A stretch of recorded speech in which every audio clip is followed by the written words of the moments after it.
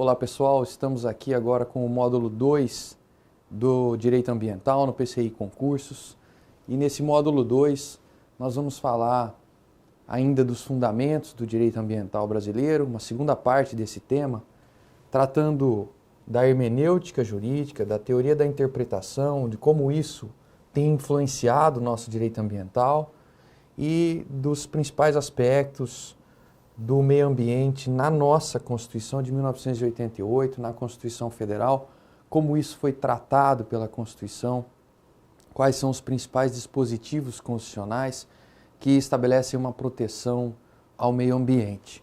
Então vamos começando pelo tema da hermenêutica jurídica e de como isso tem influenciado o direito ambiental.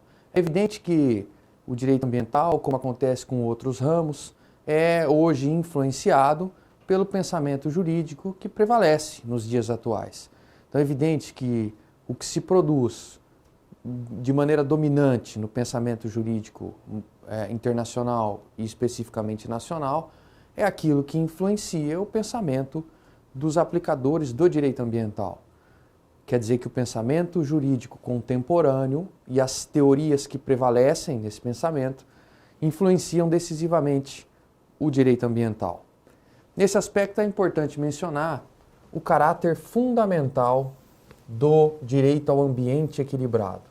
O Supremo Tribunal Federal já afirmou esse caráter fundamental mais de uma vez e nós podemos observar um acórdão da lavra do ministro Celso de Mello, relator, no mandado de segurança 22164 de São Paulo, afirmando que o direito ao ambiente ecologicamente equilibrado reflete mais um passo, mais um degrau no processo de afirmação dos direitos humanos e, de algum modo, integra os chamados direitos de terceira geração, aqueles direitos ligados à solidariedade no processo histórico de afirmação dos direitos humanos, o que reflete no reconhecimento interno dos chamados direitos fundamentais.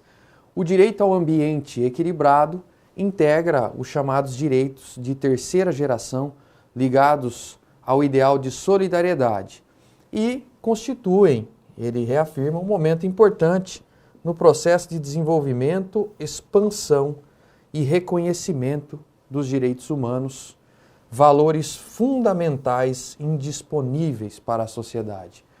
Então, disso nós podemos extrair que o direito ao ambiente equilibrado vem sendo reconhecido como um dos nossos direitos fundamentais, um dos direitos a que nós podemos assim denominar. E sendo, portanto, um direito constitucional fundamental, disso decorre que a todas essas questões nós podemos aplicar os princípios, teorias, os postulados reconhecidos em matéria de direitos humanos e de direitos fundamentais. Nós estamos falando com bastante especificidade do chamado princípio da máxima efetividade das normas constitucionais e dos direitos fundamentais. Nos dizeres do professor e ministro Luiz Roberto Barroso, o intérprete constitucional deve ter um compromisso com a efetividade da Constituição, porque é sabido que muitas vezes há interpretações plausíveis, há várias alternativas possíveis e deve ser prestigiada aquela que permita a atuação da vontade constitucional, do que se observa, de fato, como uma diretriz traçada pela Constituição, evitando-se soluções que se refugiem em argumentos de não autoaplicabilidade da norma. Portanto, nesse sentido de máxima efetividade dos direitos fundamentais, disso pode-se valer o direito ambiental quando se trata de decidir questões ligadas ao direito ao ambiente ecologicamente equilibrado. Reforça isso a própria redação do artigo 5º, parágrafo 1º da Constituição Federal, que preconiza que as normas definidoras de direitos e garantias fundamentais têm aplicação imediata. E isso permite que se afastem argumentos técnicos do tipo daquele que não reconhece autoaplicabilidade a normas constitucionais e, com base nisto, afastaria a possibilidade de sua aplicação. Um outro tema de que nós precisamos tratar, diretamente ligado à hermenêutica e refletindo também no direito ambiental, é a constitucionalização do direito.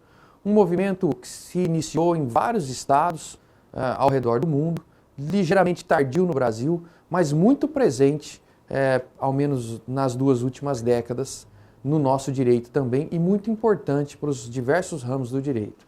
Esse movimento de constitucionalização, ou essa teoria de constitucionalização do direito, representa um chamado efeito expansivo das normas constitucionais, que passam a irradiar efeitos por todo o sistema jurídico.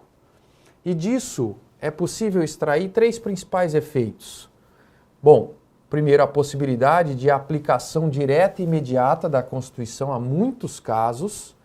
Segundo, a expansão da jurisdição constitucional, em outras palavras, a possibilidade de avaliação e declaração de inconstitucionalidade de normas que sejam incompatíveis com a Constituição, uma possibilidade crescente, uma possibilidade ampliada. E o terceiro efeito, a obrigatoriedade, esse para nós muito importante, de interpretação de todas as normas e atos jurídicos em conformidade com as disposições constitucionais. Disso decorre dizer que a Constituição passa a ser um fator condicionante de todo e qualquer ato jurídico. Passa a ser um fator condicionante e um orientador dos atos públicos, das relações privadas, de todo e qualquer ato jurídico ou de todo e qualquer comportamento humano que tenha reflexos jurídicos. É uma expressão bastante usada quando se fala de constitucionalização do direito, essa expressão, a filtragem constitucional. Porque diante dessa constitucionalização do direito, todo ato jurídico deve ser analisado a partir de normas constitucionais, como se houvesse então um filtro constitucional repelindo qualquer disposição ou situação que gerem resultados contrários à vontade expressa no texto constitucional. Vejam que é possível reconhecer um outro movimento bastante relacionado a isso. A Constituição Federal de 1988, de maneira inovadora no nosso país, inseriu em seu texto, abarcou em seu texto uma série de normas de proteção ao meio ambiente. É possível reconhecer que o texto constitucional tem, como nós vamos ver nesse módulo, tem uma série de normas de proteção ambiental. Mas é preciso também observar que, embora isso esteja intimamente relacionado com o que nós chamamos de constitucionalização do direito, não é isso que se denomina constitucionalização do direito ambiental.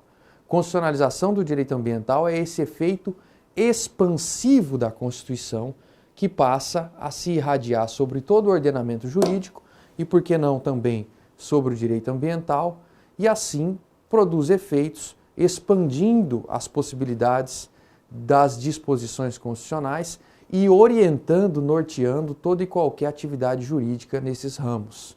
É claro que inserir em seu texto normas de proteção ambiental tem íntima relação com esse fenômeno, mas não é exatamente o fenômeno de que se trata. Bom, ainda sobre a constitucionalização, diante disso tudo que se disse, esse fenômeno impõe que aquela diretriz traçada na Constituição norteie a construção e a aplicação do direito ambiental brasileiro. E qual é a diretriz traçada na Constituição? A diretriz ali traçada está no artigo 225 da Constituição Federal, que representa a escolha de um modelo de direito ambiental de fato protetivo, de uma diretriz de fato protetiva do meio ambiente. Esse é o modelo de direito ambiental que a Constituição Federal de 1988 escolheu para o Brasil, determinou que se construa um direito ambiental de fato protetivo. E essa diretriz constitucional, especialmente em função da tendência de constitucionalização do direito, é que deve nortear toda e qualquer aplicação desse ramo chamado direito ambiental. Tratemos então especificamente agora de uma segunda parte dessa aula, que é sobre o tema o meio ambiente na Constituição Federal de 1988. A Constituição Federal de 1988, como acabamos de ver, traz uma série de normas de proteção ambiental. E é sobre elas que nós vamos tratar para ter um primeiro contato com o nosso direito positivo em relação às normas ambientais. Como já dito, é o artigo 225 a norma ou o dispositivo que traz a inserção do direito ao ambiente equilibrado como um direito de índole constitucional. Veja que o artigo 225 está inserido num capítulo e ocupa com exclusividade esse capítulo do título 8 da Constituição. O título 8 da Constituição é o que trata da ordem social. E o capítulo 6 desse título é todo dedicado ao meio ambiente, ocupado, aliás, tão somente pelo artigo 225 e pelos seus 6 parágrafos. Tenhamos então o primeiro contato com a redação desse artigo 225. Vejam lá, todos têm direito ao ambiente ecologicamente equilibrado, bem de uso comum do povo, essencial à sadia qualidade de vida, impondo-se ao poder público e à coletividade o dever de defendê-lo e preservá-lo para as presentes e futuras gerações. Esse é o dispositivo mais importante da Constituição Federal em matéria de meio ambiente. E esse dispositivo, o artigo 225, que eu fiz questão de apresentar a redação a vocês, evidentemente vocês têm de conhecer, como se diz, de trás para frente. Então, todos têm direito ao ambiente ecologicamente equilibrado, bem de uso comum do povo e essencial à sadia qualidade de vida, impondo-se ao poder público e à coletividade o dever de defendê-lo e preservá-lo para as presentes e futuras gerações. Nós podemos dizer, de algum modo, que o artigo 225 realiza três principais funções. Em primeiro lugar, ele define o direito de todos ao ambiente equilibrado. Além disso, ele atribui o dever de proteção ao Estado e a toda a coletividade. E em seus parágrafos, que nós já vamos conhecer, estabelece uma série de normas de conteúdo mais específico. Estabelece regras demonstrando uma efetiva preocupação com a construção de mecanismos para que se cumpra o caput do artigo 225. Não deixa a cargo somente da legislação infraconstitucional construir essas regras. Nos parágrafos do 225 já demonstra a preocupação de efetiva existência de mecanismos para fazer cumprir o que está no caput, dando lá deveres ao poder público, exigências de responsabilidade do poluidor, normas que nós vamos já conhecer nos parágrafos do artigo 225. Vamos então, desde logo, fazer uma análise de algumas das mais importantes expressões utilizadas no caput do artigo 225. A primeira delas é essa: todos têm direito ao ambiente ecologicamente equilibrado. Essa expressão nos impõe algumas observações importantes. A primeira delas, ao dizer que todos têm direito ao ambiente ecologicamente equilibrado, a noção que se oferece é de fato de um direito ou interesse difuso, porque os titulares desse direito são absolutamente indeterminados, aliás, indetermináveis. É impossível conhecer a todos. Veja, são pessoas que moram numa determinada cidade, que têm interesse à despoluição do rio que corta aquela determinada zona urbana. Mas as pessoas da cidade vizinha, por onde também passa aquele determinado rio, também são titulares desse interesse na despoluição desse mesmo curso d'água. Mas as pessoas que sequer moram naquele estado, mas que eventualmente possam vir a se mudar para aquela cidade no futuro, também têm interesse nessa despoluição. Aliás, como nós vamos ver daqui a pouco, as pessoas que sequer nasceram, as gerações futuras, também têm o seu interesse ligado a esse ambiente ecologicamente equilibrado. Então é importante mencionar que os titulares desse direito ao ambiente equilibrado são indeterminados e indetermináveis.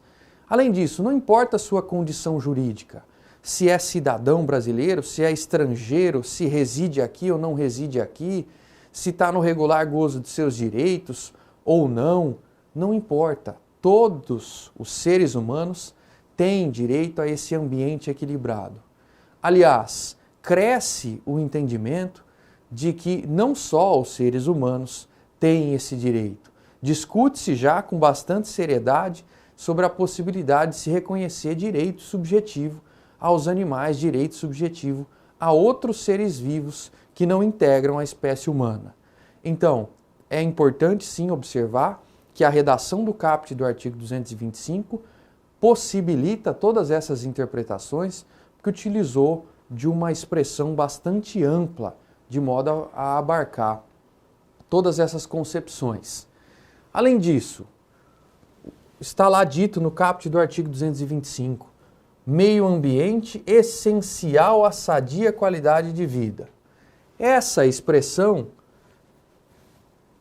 nos mostra e nos reafirma aquilo que dissemos na primeira locução analisada. Não somente a vida humana. O meio ambiente é essencial à sadia qualidade de vida de quaisquer espécies, de todas as espécies de vida.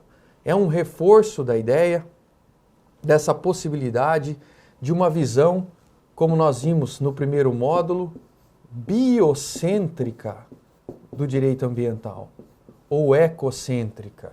Não apenas centrada no homem, não apenas centrada na vida humana. Além disso, reforce essa ideia, essa expressão reforça a ideia do direito ambiental, ou direito ao ambiente equilibrado, como um direito fundamental, ligado à dignidade humana. Porque sem um meio ambiente sadio, como se observa desse dispositivo, não há possibilidade de sadia qualidade de vida, não há possibilidade de dignidade na vida humana. É por isso que nossa doutrina tem já reconhecido que existe uma tal dimensão ambiental na dignidade humana. Essa dimensão ambiental, esses aspectos ambientais que devem compor os nossos direitos, nos dão o direito a exigir um mínimo patamar de sanidade do ambiente.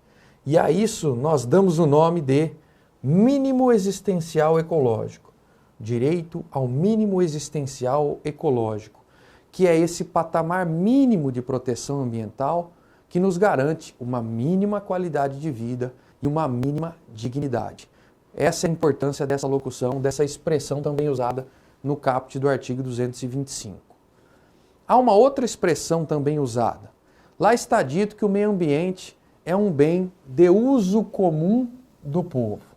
Esse é um conceito, uma expressão muito conhecida no direito público, no direito administrativo.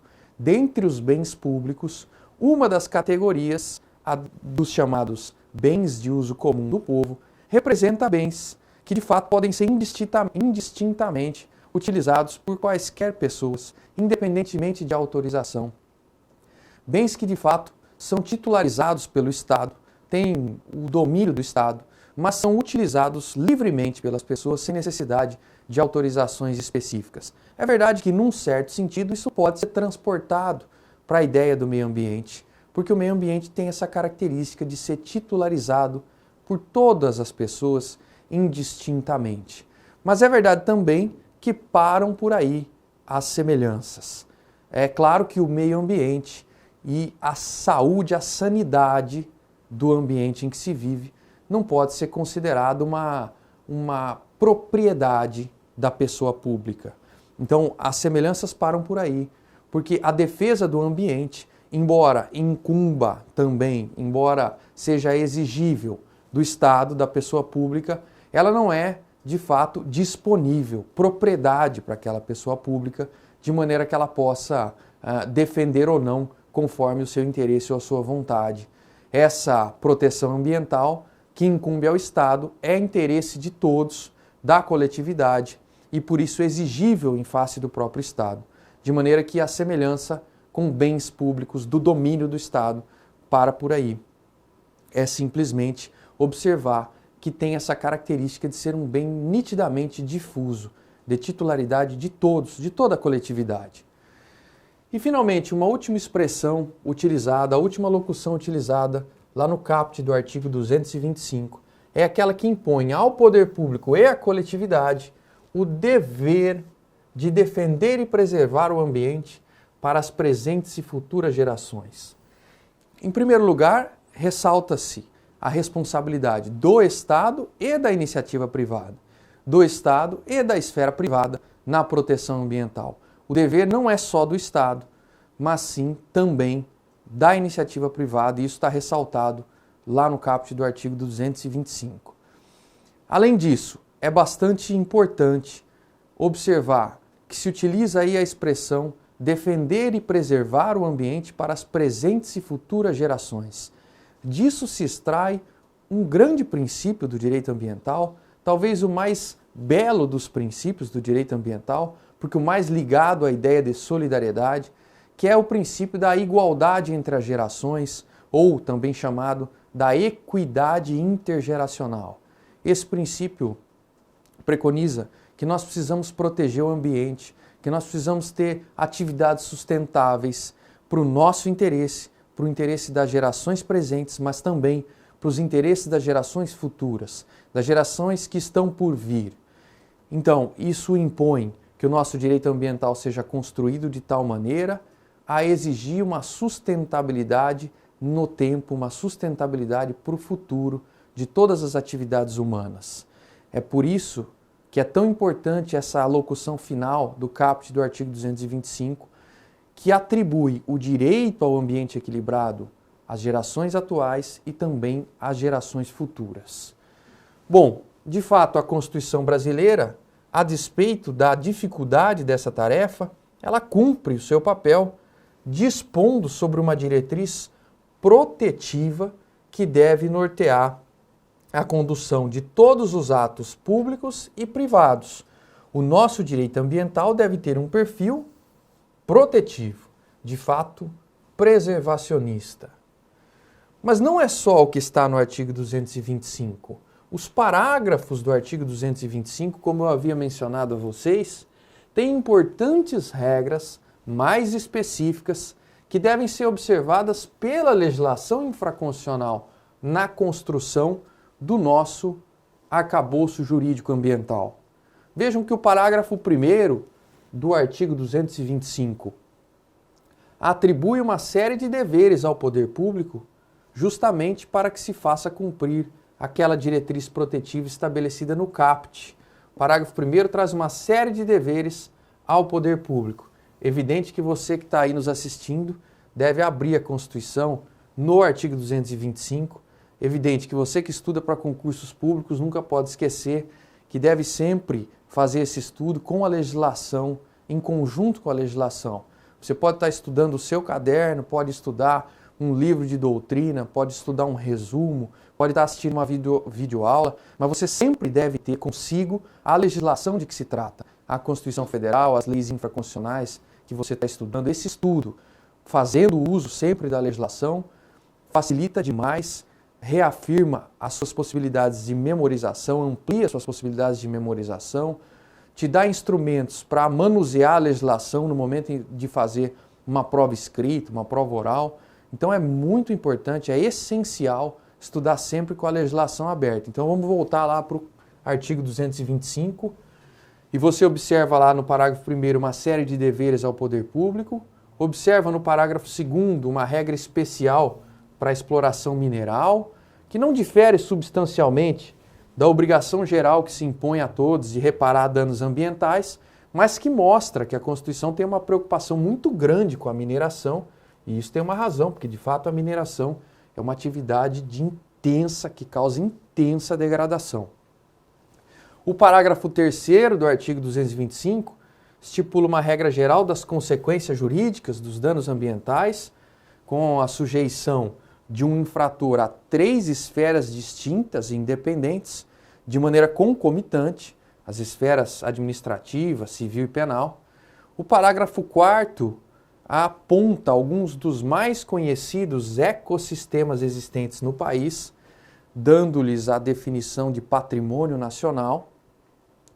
O parágrafo 5º destaca a indisponibilidade de terras devolutas que sejam imprescindíveis à proteção dos ecossistemas naturais. E, finalmente, o parágrafo 6º trata da específica questão relativa a usinas nucleares, à energia nuclear. Mas não é só. O tema do direito ambiental aparece em outros vários dispositivos constitucionais. Nós podemos observar vários outros dispositivos da Constituição Federal que tratam de meio ambiente, ou que trazem reflexos do meio ambiente em outros ramos, ou que apontam reflexos para o próprio meio ambiente, para o próprio direito ambiental. Vamos observá-los lá na Constituição Federal. Veja, o artigo 5º, inciso 73, prevê a famosa ação popular com a finalidade de proteção do meio ambiente. Nós temos os artigos que tratam das competências legislativas e administrativas em matéria ambiental. Então, lá nos artigos 21, 22, 23, 24 e 30 da Constituição, você vai verificar quais competências são dos municípios, quais dos estados, quais do Distrito Federal, quais da União, e o que isso tem de relação com a esfera ambiental. O artigo 129 estabelece as funções institucionais do Ministério Público e entre elas está lá a defesa do meio ambiente, especialmente pelo inquérito civil e pela ação civil pública. O artigo 170 rola os famosos princípios da ordem econômica, entre eles, defesa do meio ambiente. O artigo 174, parágrafo 3º, trata de novo da poluidora, exploração mineral, e diz que ela deve ser exercida levando em conta a proteção do meio ambiente. Os artigos 182 e 183 disciplinam a política urbana e tratam assim, claro, do chamado meio ambiente urbano ou artificial. O artigo 186 traça os requisitos para que se considere uma propriedade rural cumpridora da sua função social. E entre eles está a necessidade de utilização adequada dos recursos naturais e preservação do meio ambiente. O artigo 200 trata do Sistema Único de Saúde e confere a ele a atribuição de colaborar na proteção do meio ambiente, especialmente o meio ambiente do trabalho. Finalmente, os artigos 215 e 216 tratam do patrimônio cultural brasileiro, o assim chamado meio ambiente cultural. Como se vê, então, diversos outros dispositivos da Constituição tratam de matéria ambiental e têm intensa relevância nessa área. De fato, é isso.